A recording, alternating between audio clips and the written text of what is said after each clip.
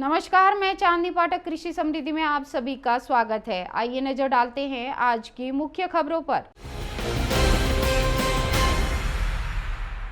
रिलायंस समूह के मालिक मुकेश अंबानी के घर के पास मिली विस्फोटक भरी कार के मालिक मनसुख हिरेन की संदिग्ध मौत के मामले में आरोपों के घेरे में फंसे हुए एपीआई सचिन वाजे को निलंबित कर गिरफ्तार करने की मांग कराते हुए विपक्ष ने विधानसभा में जोरदार हंगामा किया। जवाब में सत्ता पक्ष के दादरा नगर हवेली के सांसद मोहन डेलकर की आत्महत्या का मुद्दा उठाते हुए वहां के प्रशासक प्रफुल्ल पटेल की गिरफ्तारी की मांग की गई। लगातार शोर शराबे के चलते सदन की कार्रवाई 8 बार स्थगित करनी पड़ी। आखिरकार जब हंगामा शांत नहीं हुआ तो कार्रवाई दिन भर के लिए स्थगित कर दी गई। मंगलवार को प्रश्नकाल के बाद विधानसभा में विपक्ष के नेता देवेंद्र फडणवीस ने कहा कि मनसुख की पत्नी विमला ने अपनी शिकायत में आशंका जताई है कि उनके पति की हत्या सचिन वजे ने की है। जिस शिकायत के आधार पर हत्या का मामला दर्ज किया गया है, उसमें विमला ने बताया कि उसके पति और वजे एक दूसरे को अच्छी तरह जानते थे।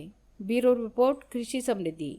लातूर से भाजपा सांसद सुधाकर श्रृंगारे ने केंद्र सरकार से लातूर रेलवे स्टेशन पर पीट लाइन का निर्माण करने के लिए धनराशि आवंटित करने की मांग की है। उन्होंने कहा कि लातूर में पीट लाइन के बन जाने से मराठवाड़ा की जनता की मांग के अनुसार यहां से नई ट्रेनें शुरू हो सकेंगी तथा अन्य यात्री सुविधाओं का विस्तार भी हो सकेगा। श्रृंगारे ने यह मसला मंगलवार को लोकसभा में नियम 377 के तहत उठाया। उन्होंने कहा कि जब भी लातूर स्टेशन से नई ट्रेन शुरू करने की मांग होती है तो यही कहा जाता है कि यहाँ पर आवश्यक सर्विस लाइन नहीं होने की वजह से यह संभव नहीं है। इसके चलते विगत 70 साल से यहाँ से कोई नई ट्रेन शुरू नहीं हो पाई है। पूर्व में मुझे रेल मंत्रालय की ओर से आश्वासन मिला था कि वर्ष 2020 में पीट लाइन के लिए आवश्यक धनराशि उपलब्ध कराई जाएगी, लेकिन यह आश्वासन पूरा नहीं हुआ। वर्ष 2021 से 22 के बजट में भी पीट लाइन के लिए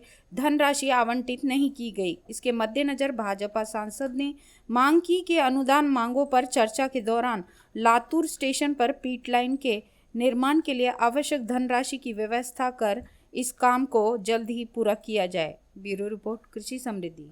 एमआईडीसी क्षेत्र में पुलिस ने रेत से लदे 4 टिपर पकड़े और 5 आरोपियों को गिरफ्तार किया है। सभी टिपर ओवरलोडेड थे। एमआईडीसी पुलिस ने वरिष्ठ अधिकारियों के मार्गदर्शन में कार्रवाई की। इस मामले में एमआईडीसी थाने के डीबी स्क्वाड के कर्मचारी को पुलिस उपायुक्त कार्यालय में तलब किए जाने की जानकारी सामने आई है। पुलिस के अनुसार पुलिस ने गुप्त सूचना के आधार पर हिंगना रोड पर टोल नाके के पास वाना डोंगरी परिसर में इन टिपरों को रोका। चालकों से रॉयल्टी मांगी। चालकों के पास दस्तावेज नहीं थे। पुलिस दस्ते ने टिपर क्रमांक MH40BL 9465 के चालक राधेश्याम राउत पारडी निवासी, MH40BL 9565 के चालक सुखदेव मसराम गिट्टी खदान निवासी, MH40AK 9265 के चालक राकेश काटोले मानकापुर निवासी, MH40AK 9365 के मालिक चालक उमेश सहारे रामटेक और योगेश तिलके दत्तावाड़ी निवासी पर मामला दर्ज किया है। सभी टिपरों के चालकों को गिरफ्तार किया गया। उन्हें न्यायालय में पेश किया गया। वह जमानत पर पूरे रिहा हो गए। ब्यूरो रिपोर्ट, कृषि समृद्धि। Directorate general of GST intelligence Nagpur zonal unit ने फर्जी इनवॉइस गिरोह के खिलाफ जांच अभियान चलाकर 500 करोड़ के फर्जी इनवॉइस रैकेट का पर्दाफाश किया है। जलगांव, मुंबई और पुणे स्थित 18 ऐसी फर्मों का खुलासा हुआ है जो मौके पर मिली ही नहीं। कागजों में से ये फर्में चल रही है। बगैर ट्रांजैक्शन के 500 करोड़ रुपए का लेन देन दस्तावेजों पर बताया था। कई ठिकानों पर छापेमारी की गई और एक को गिरफ्तार किया गया। डीजीजीआई नागपुर जोनल यूनिट ने नासिक रीजनल यूनिट को साथ लेकर फर्जी इनवॉइस मामले में राज्य के कई ठिकानों पर छापेमारी हुई।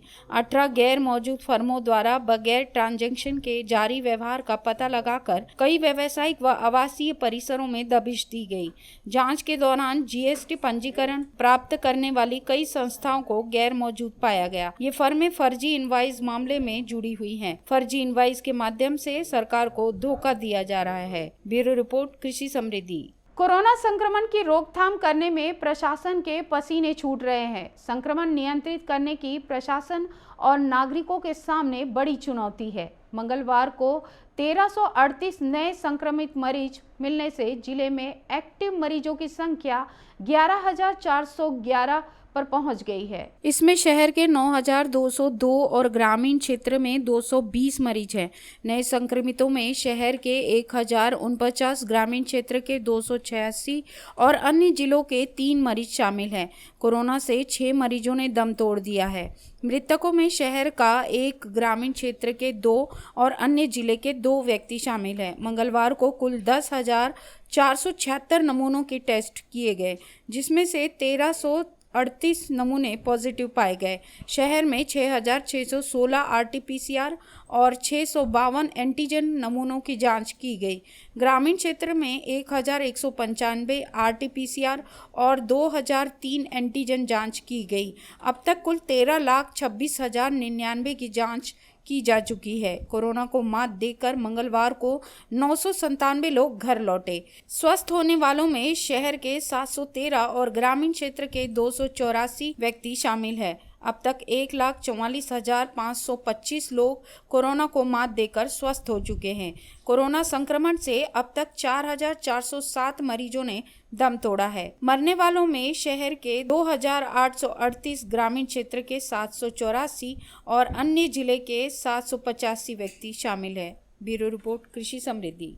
बोरगांव मंजू से काटेपूर्णा के दौरान हावड़ा मुंबई गीतांजलि एक्सप्रेस का अंतिम लगेज का डिब्बा बेपटरी हो गया। घटना मंगलवार सुबह करीब 11:15 बजे घटी। इस घटना में कोई जान हानि नहीं हुई है, लेकिन डिब्बा पटरी से उतर जाने की वजह से रेल यातायात पर असर पड़ा। गौरतलब है कि 1:30 बजे ट्रेन शुरू हुई और 2:04 पर अकोला रेलवे स्टेशन पर पहुंची। मरम्मत के बाद ट्रेन को 3:35 के आसपास भुसावल की ओर रवाना किया गया।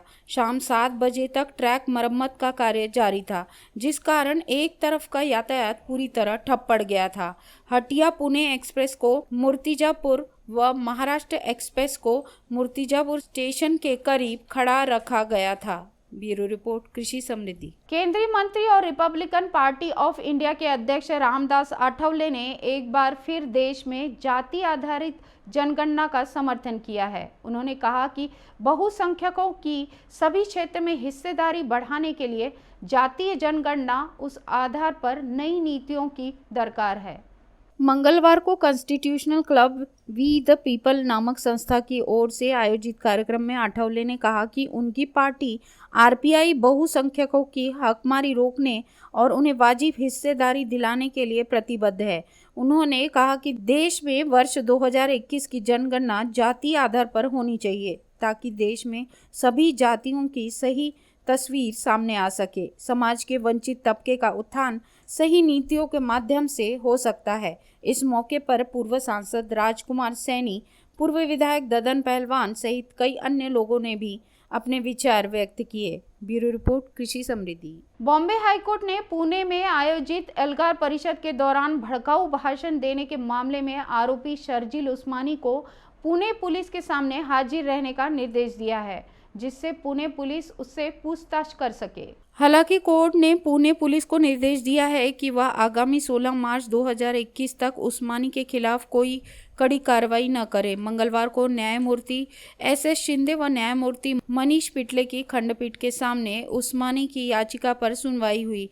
याचिका में उस्मानी ने खुद के खिलाफ दर्ज की गई एफआईआर को रद्द करने की मांग की है। सुनवाई के दौरान उस्मानी की ओर से पैरवी कर रहे वरिष्ठ अधिवक्ता मिहिर देसाई ने कहा कि पुलिस ने मेरे मुवक्किल को सम्मन जारी किया है। मेरे मुवक्किल पूछताछ के लिए पुलिस के सामने हाजिर होने के लिए तैयार है, लेकिन पुलिस उन्हें गिरफ्तार न करे। देसाई के इस आग्रह के मद्देनजर खंडपीठ ने आरोपी उस्मानी को पुलिस के सामने हाजिर होने का निर्देश दिया, जबकि सरकारी वकील जेपी याग्निक को कहा है कि वे आश्वस्त करें कि पुलिस आरोपी को 16 मार्च तक गिरफ्तार न करे। ब्यूरो रिपोर्ट, कृषि समृद्धि। विशेष अदालत ने मंगलवार को मुंबई के उपनगर के एक होटल के बाहर गोलीबारी से जुड़े मामले में आरोपी माफिया सरगना रवि पुजारी की पुलिस हिरासत 15 मार्च 2021 तक के लिए बढ़ा दी है। पुजारी को सेनेगल से प्रत्यार्पित करके भारत लाया गया है।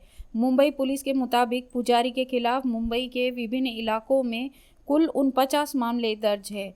इससे पहले पुजारी की हिरासत अवधि को बढ़ाने के लिए उसे न्यायाधीश डी.ई. कोतलेकर के सामने पेश किया गया। इस दौरान विशेष सरकारी वकील सुनील गोंसल्विस ने कहा कि अभी भी मामले को लेकर आरोपी से अहम जानकारी हासिल करनी है, जिससे प्रकरण से जुड़े आपराधिक षड्यंत्र का खुलासा हो सके। इन दलीलों को सुनने के बाद न्यायाधीश ने आरोपी की हिरासत को 9 मार्च से बढ़ाकर 15 मार्च 2021 तक के लिए बढ़ा दिया गया है। ब्यूरो रिपोर्ट, कृषि समृद्धि।